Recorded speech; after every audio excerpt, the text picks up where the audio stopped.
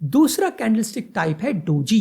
Japanese में doji का मतलब होता है अ ब्लंडर और अ मिस्टेक और अ क्लमजीनेस, यानी एक बड़ी गलती, और ये कैंडलस्टिक ठीक यही दिखाती है। डोजी एक न्यूट्रल कैंडलस्टिक पैटर्न है जो मार्केट इंडिसीजन दिखाती है, जिसका मतलब है कि ये ना तो इनहेरेंटली बुलिश है और ना ही बेरिश, यानी ना तो बायर्स और ना ही सेलर्स मार्केट का कंट्रोल ले पाए, और वे दोनों एक साफ डायरेक्शनल बायस या साफ अपर हैंड, जिसे बढ़त कहते हैं, बनाने में नाकाम रहे।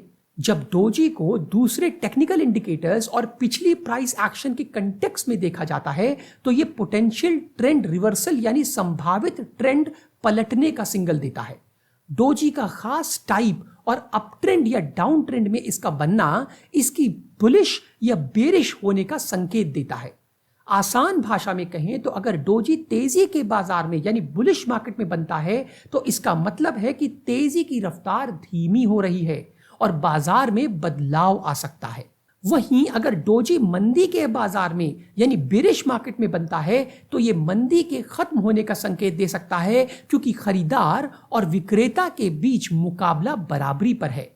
मगर यह भी याद रखिए कि सिर्फ डोजी से निष्कर्ष निकालने के बजाय दूसरे संकेतों और पैटर्न्स को भी देखना जरूरी है।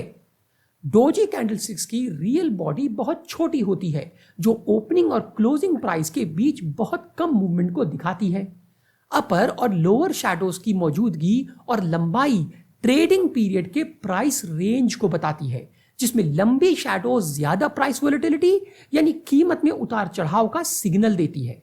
डोजी को सबसे आम भाषा में आप ऐसा समझें कि बायर्स और सेलर्स के बीच इक्विलिब्रियम यानी संतुलन मौजूद है, जहां कोई भी साइड यानी ना तो बुलिश और ना ही बेरिश दोनों ही प्राइस को कंट्रोल करने के लिए मजबूत नहीं है।